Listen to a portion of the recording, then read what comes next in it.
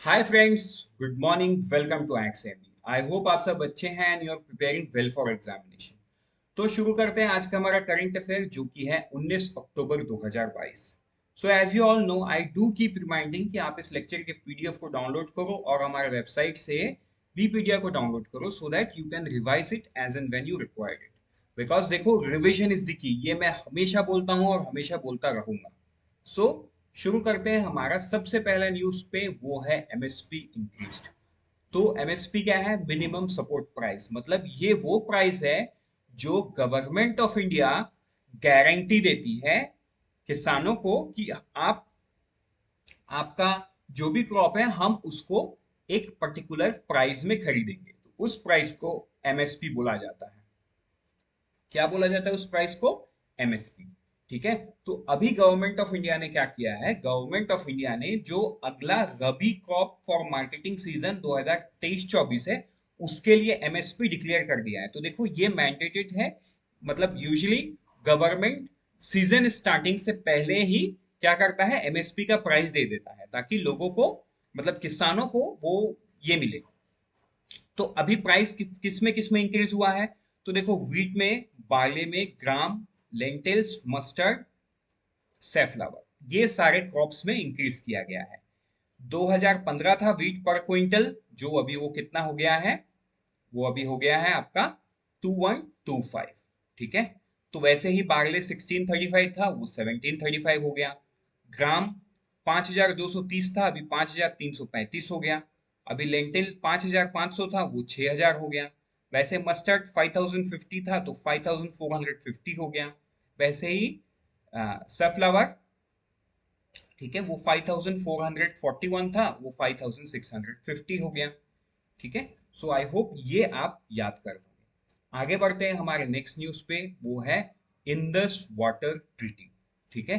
तो Indus water treaty क्या है? क्या ये सिंपल, पहले आप यहाँ जो भी लिखा है ना, आप इस पे ध्यान मत दो, मैं क्या बता रहा हूँ आप उस पे ध्यान दो। ये इंडस वाटर ट्रीटी जो है ना, ये इंडिया में, देखो, इंडस वाटर ट्रीटी एक एग्रीमेंट है 1960 का बिटवीन इंडिया एंड पाकिस्तान। लेकिन ये उसके बाद भी इंडिया एंड पाकिस्तान के बीच में हमेशा से ये इश्यूज रहा है, रिवर शेयरिंग। तो देखो, आजादी से पहले ये सारे रिवर तो इंडिया के थे। मतलब तब पाकिस्तान था ही नहीं, पाकिस्तान भी इंडिया था। तो ये जो 20 है, सतलज और रवि, ये तीनों का पानी इंडिया के पास है, राइट? मतलब इंडिया के कंट्रोल में है। और चेनाब, झेलम और इंदस रिवर, ये सारा किसके कंट्रोल में है? पाकिस्तान के कंट्रोल में है। लेकिन देखो, ये तो है रिवर ना, रिवर का कोई लाइन ऑफ कंट्रोल नहीं होता, right? River flows across the nation, across the city, across the state. तो यहाँ पे इशू पानी शेयरिंग को लेके है। तो हमेशा इंडिया एंड पाकिस्तान के बीच में ये डिस्प्यूट कभी ना कभी रहता है, करेक्ट? तो यहाँ पे अभी न्यूज में क्या है, जो वर्ल्ड बैंक है, ठीक है, वर्ल्ड बैंक है, उन्होंने एक कमिटी अपॉइंट किया है। किसके अंडर में? ये एक न्यूट्रल एक्सपर्ट, ठीक है, माइकल लीनो इनका नाम है, has been appointed as the chairman of court of arbitration. तो देखो, ओके, एज द न्यूट्रल, ये माइकल लीनो जो है ये न्यूट्रल एक्सपर्ट है, और जो सीन मर्फी है, मतलब दो लोग हैं, सीन मर्फी है, ये chairman of court of arbitration. तो ये दो नाम आपको याद रखना पड़ेगा। और किसने किया है ये? वर्ल्ड बैंक में किया है। बिकॉज कुछ डिसएग्रीमेंट्स हैं इंडिया पाकिस्तान के बीच में, कुछ डिफरेंसेस हैं, अब उसको they will try to solve, but कैसे होगा, क्या होगा, ये तो आगे ही समझ में आएगा। सो कौन कौन है? Michael Leno as the natural expert, neutral expert, and Sean Murphy as the chairman of court of arbitration. ठीक है। किसने किया? वर्ल्ड बैंक ने किया। विद दिस आगे बढ़ते हैं हमारे नेक्स्ट न्यूज पे, वो है merchant bankers can't undertake any other business. तो देखो, ये बोला किसने है? ये बोला है सेबी ने। ठीक है। किसने बोला है? सेबी ने। तो जो मर्चेंट बैंकर्स है ना, इनका कुछ काम को रेगुलेट सेबी करता है, तो कुछ काम को रेगुलेट आरबीआई करता है। तो हम अभी उतने डिटेल में नहीं जाते हैं। A merchant banker cannot carry on any business other than those pertaining to the security market according to the capital market regulators SEBI। ठीक है। अब वाई, रीजन क्या है? तो देखो, जो पीएनबी इन्वेस्टमेंट सर्विसेज है, इन्होंने क्या बोला? इन्होंने एक क्लैरिफिकेशन मांगा सेबी से। जो पीएनबी इन्वेस्टमेंट सर्विसेज है, ये मर्चेंट बैंकर्स के हिसाब से रजिस्टर्ड है। Sought informal guidance on whether it can act as a direct selling agent by starting a fresh business vertical for marketing retail products such as home loans, car loan on behalf of PNB और other banks। Simple सी बात है, ये तो banking business में घुस जाना है। सो ये मतलब एज ए लेमैन टर्म भी आप समझो, ये तो लोन देने वाली बात हो गई, car loan, home loan on behalf of, क्योंकि देखो पीछे बैंक कौन है, पीछे तो पंजाब नेशनल बैंक, क्योंकि पंजाब नेशनल बैंक का ही सिस्टर कंसर्न कंपनी है पीएनबी इन्वेस्टमेंट सर्विसेज। तो उन्होंने सेबी को एक इनफॉर्मल क्लैरिफिकेशन मांगा, तो सेबी ने बोला नहीं भैया आप नहीं कर सकते, सिंपल सा बात है। The applicant was intending to venture into the activity of selling, direct selling. ठीक है, वो अपना काम करना चाहते हैं, जिनको सेबी ने बोला कि नहीं भाई आप नहीं कर सकते। ठीक है, आई होप ये आपको क्लियर हो गया।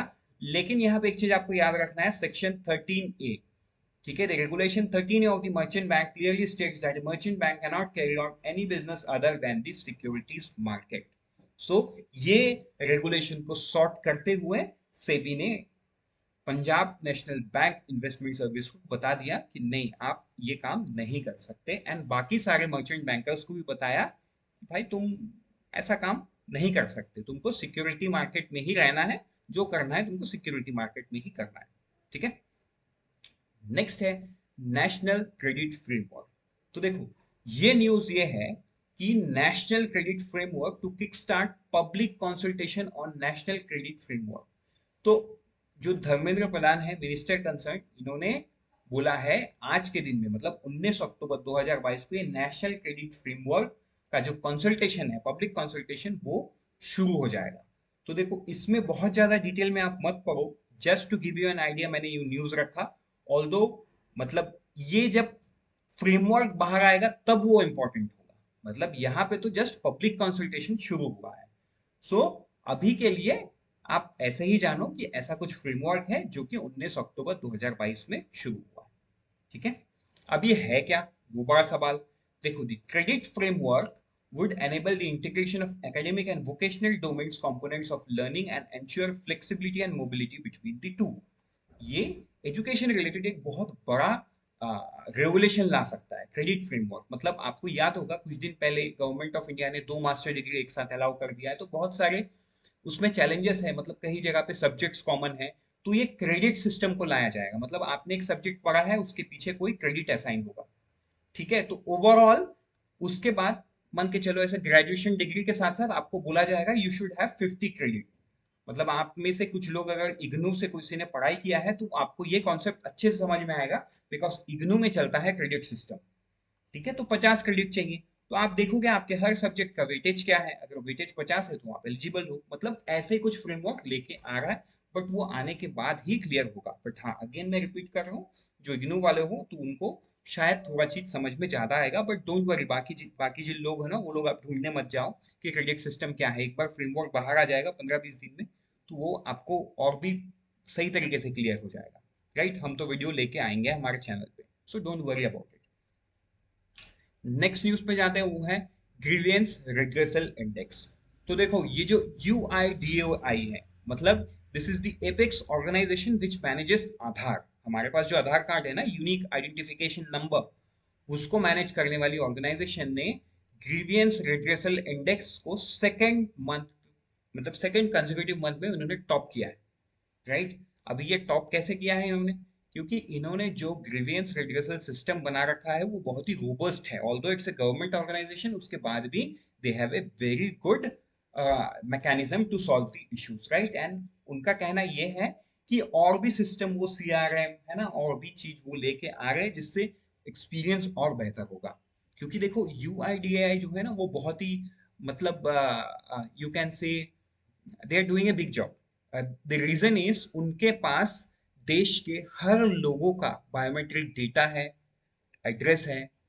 ठीक है, वो फिर कहाँ पे आधार स्वाइप हो रहा है, मतलब कहाँ पे आधार यूज हो रहा है, कि सब मान के चलो मैंने कोई बैंक अकाउंट खोल रहा हूँ, मैं कोई सर्विसेज ले रहा हूँ, मैं किसी होटल में जाके रह रहा हूँ, या मैं ट्रेन की टिकट कर रहा हूँ, यूजुअली हम आज के दिन में आधार का यूज कर लेते हैं। राइट, सो प्रोबेबली उनके पास जो डेटा है हमारे प्रोस्पेक्टिव से, वो डेटा हम खुद भी भूल चुके हैं। हमारा फिंगरप्रिंट है, रेटिना स्कैन है, एड्रेस है, तो ये तो कॉमन सी बात हो गई। उसके बाद भी बहुत सारा डेटा उनके पास है, हमने कब कौन सा सिम कार्ड लिया, कहाँ से लिया। सो यू नो बहुत बहुत सारा डेटा है, तो उनको अपना सिस्टम को robust banana is very important. And this type of index में UIDAI का टॉप करना shows that they are actually thinking about the citizens and they are actually working on ground to solve all the issues and complexities. I hope ये आपको clear हो गया है।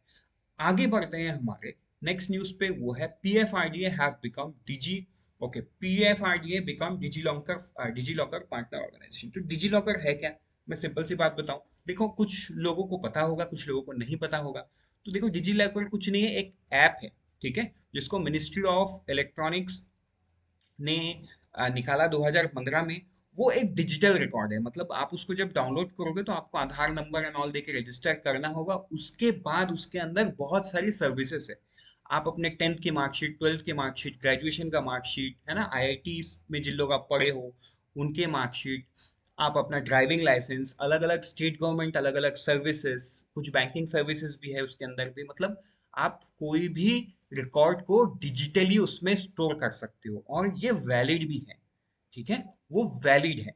मतलब DigiLocker उसको स्टोर, मतलब आप स्कैन करके स्टोर नहीं करते हो, वो डेटा डिजीलॉकर फेच करता है, ठीक है। मतलब आप अपना 10th का मार्कशीट जैसे करोगे, आप जिस किसी भी बोर्ड से हो, अगर वो अवेलेबल है उस बोर्ड को क्लिक करो, आप अपना रोल नंबर दो, आपका मार्कशीट आ जाएगा। तो वो marksheet will be verified bye DigiLocker, तो उसको आप कहीं भी यूज कर सकते हो, ठीक है। So that is the kind of service DigiLocker provide. अभी का न्यूज क्या है कि PFRDA ने उनको ज्वाइन कर लिया है। देखो बड़ा सिंपल सा है, इसमें लिखा बहुत कुछ है जो मैंने आपके लिए लिखा है कि आप जब PDF को डाउनलोड करोगे आप इसको पढ़ पाओगे आपके रिवीजन के लिए। बाकी तो पूरा स्टोरी मैं आपको समझा रहा हूँ, राइट। उसको स्टोरी के फॉर्म में याद रखो स्टूडेंट्स, तो आपको याद रहेगा। आप अगर पढ़ने बैठोगे ना तो फिर मुश्किल है। मतलब मुश्किल नहीं है, आप याद कर सकते हो चीजों को, बट वो ज्यादा टाइम लगेगा। बट मैंने जो स्टोरी बताया, आप 1 से 2 बार सुनो, वो एकदम ना, मतलब एक विजुअल मेमोरी टाइप का बन जाएगा, आप आंख बंद करके भी चीजों को याद कर सकते हो। नेक्स्ट हम आगे जाते हैं, देखते हैं एक अपॉइंटमेंट का। तो ये अपॉइंटमेंट है, गवर्नमेंट ऑफ इंडिया ने MS भारती दास इनको चार्ज दे दिया है कंट्रोलर जनरल ऑफ इंडिया। तो मैं एक बार यहाँ पे आपका अटेंशन लेके आना चाहता हूँ, इट्स नॉट CAG। यहाँ पे यूजुअली कंफ्यूजन होता है, एंड आई रिमेम्बर एक बार एग्जाम में ये सवाल पूछा गया था, controller general of India, and उसका ऑप्शन में CAG का नाम था, विनोद राय। जब विनोद राय CAG हुआ करते थे, तो बहुत पुरानी बात मैं आपको बोल रहा हूँ। And student have actually confuse, उनको लगा कि विनोद राय आंसर है, क्वेश्चंस गलत आया है, मतलब उनको ऐसा फीलिंग आ गया कुछ लोगों का, ऑब्वियसली मैं सबकी बात नहीं कर रहा हूँ। तो यहाँ पे आप ये चीज नोट करो, this is not CAG, this is CGA, controller general of accounts. तो कौन बन गया है नया? MS भारती दास, ये नाम आपको याद रखना है। आगे बढ़ते हैं नेक्स्ट न्यूज पे, वो है 5th assembly of the international solar alliance. तो देखो ये न्यूज क्या है, जो 5th assembly of international solar alliance, वो अभी इंडिया में होगा। एंड उसकी जो प्रेसिडेंसी है वो इंडिया के पास है। और इसका प्रेसिडेंट कौन है? Minister of power and new and renewable energy, कौन है? RK सिंह, ठीक है। इनका पूरा नाम है राजकुमार सिंह। तो ये आपको याद रख लेना है। जो ISA है वो इंडिया एंड फ्रांस का जॉइंट इनिशिएटिव था। सो ISA असेंबली में इंडिया प्रेसिडेंट है और फ्रांस को प्रेसिडेंट है, और 20 देशों के मिनिस्टर एंड डेलीगेट्स, सारे मेंबर आए हुए हैं इंडिया में फॉर 5th ISA असेंबली, ठीक है। आप मुझे कमेंट सेक्शन में बताओ ISA का हेडक्वार्टर कहाँ पे है। आगे बढ़ते हैं हमारे नेक्स्ट न्यूज पे। अच्छा, नेक्स्ट न्यूज से बढ़ने से पहले ये ISA के बारे में थोड़ा सा डिटेल्स, राइट। तो अगेन यहाँ पे एज सच ऐसा कुछ नहीं है जो आपको नहीं पता, मैंने फिर से डाल दिया है ताकि आप रिवाइज कर पाओ जब आप PDF को डाउनलोड कर लो। नेक्स्ट हम आगे बढ़ते हैं न्यूज पे। 19th Interpol general assembly, PM addresses 19th Interpol general assembly in Pragati Maidan New Delhi. तो देखो ये जो इंटरपोल है, इसका फुल फॉर्म क्या है? इसका फुल फॉर्म है इंटरनेशनल पुलिस, ठीक है। आप ये हेडलाइन को इग्नोर करो, हेडलाइन चेंज नहीं कर पाया, ठीक है, मिस हो गया ये। सो 19th इंटरपोल, तो इसमें एक चीज नोट करने का बात ये है कि 25 साल बाद ये जनरल असेंबली इंडिया में हुआ, लास्ट हुआ था 1997 में। सो 25 साल बाद किसी असेंबली का होना, तो ऑब्वियसली मुझे तो लगता है एक क्वेश्चन तो जरूर पूछेगा आपको, ठीक है, कहाँ पे हुआ, किसने किया, लास्ट कब हुआ था, तो 1997। And one of the reason is Interpol will be celebrating 100 years of its inception in the year 2023। तो इंडिया ने यहाँ पे जो प्राइम मिनिस्टर ने बहुत सारा चीज बाकी लोगों को बताया, बहुत सारे देशों की, मतलब 195 इंटरपोल मेंबर कंट्रीज के जो कुछ मिनिस्टर्स आए हुए हैं, कुछ police chief of the countries आए हुए हैं, कुछ head of the national central bureaus and senior police officers, पूरे दुनिया के सब है इंडिया में, right, to understand and to address the 19th Interpol general assembly. I hope ये आपको क्लियर हो गया है। आगे बढ़ते हैं हमारे नेक्स्ट न्यूज पे, वो है जियो ओवरटेक्स बीएसएनएल। तो देखो ये बड़ा सिंपल सा न्यूज है। जो लैंडलाइन कनेक्शन पूरे इंडिया में है वो आज तक बीएसएनएल सबसे ज्यादा दे रहा था, बट आज के दिन में रिलायंस जियो सबसे आगे बढ़ गया है विथ 7.35 मिलियन यूजर्स। तो यहाँ पे मैं आपको एक बात बता रहा हूँ, तो देखो जो रिलायंस जियो है ना, ये भी मतलब इन ए सेंस, मतलब ट्रिक करके आगे बढ़ा है। ट्रिक इज दैट जो जियो का जिगा फाइबर है, मतलब जो जियो का फाइबर नेटवर्क है ना, उसके साथ ऑटोमेटिकली वो लोग लैंडलाइन कनेक्शन देते हैं। मतलब आज के दिन में आप सोचो लैंडलाइन कनेक्शन कौन ही लेता होगा, कुछ ऑफिसेस यूज करते हैं ऑब्वियसली, कुछ जो बड़े घर में है वो उनके पास है लैंडलाइन। बट अगर कोई भी जो जियो फाइबर है, जियो फाइबर घर में लगाया हुआ है, तो उसके साथ ऑटोमेटिक से क्या मिलता है, लैंडलाइन कनेक्शन। तो this is not only the case with Jio, Airtel का जो एक्सट्रीम कनेक्शन है उसके साथ भी लैंडलाइन मिलता है। इवन बीएसएनएल वाले जो अपना, I don't remember the exact name, वो कौन से ब्रांडिंग से बेचते हैं, बीएसएनएल का भी कुछ एक ब्रांडिंग है, मतलब वो ब्रांडिंग से बेचते हैं अपने फाइबर कनेक्शन, तो अपने फाइबर कनेक्शन के साथ भी लैंडलाइन देते हैं, राइट। सो एज सच, मतलब ऐसा कुछ नहीं है कि this is an achievement in the part of Reliance Jio और this is a degradation in the part of BSNL, but depending on the service, Reliance Jio का नेटवर्क बहुत बड़ा है, इवन रूरल्स पे भी है, and that is why the data is coming up like this. तो ये आपको याद कर लेना है, पता नहीं क्वेश्चन पे आपको दे दे कि which of the following company has recently overtaken BSNL, तो वो हो जाएगा Reliance Jio in terms of landline connection. तो सवाल बन गया, तो जवाब होगा रिलायंस जियो। आगे बढ़ते हैं हमारे नेक्स्ट न्यूज पे, वो अदर कुछ इंपॉर्टेंट न्यूज है। तो देखो जो यूनाइटेड स्टेट्स है वो 307 एंटीक आइटम इंडिया को हैंड ओवर कर दिया है, which is approximately 4 million in money terms, ठीक है, 4 मिलियन यूएस डॉलर। नेक्स्ट है, हम आगे बढ़ते हैं अदर इंपॉर्टेंट न्यूज पे।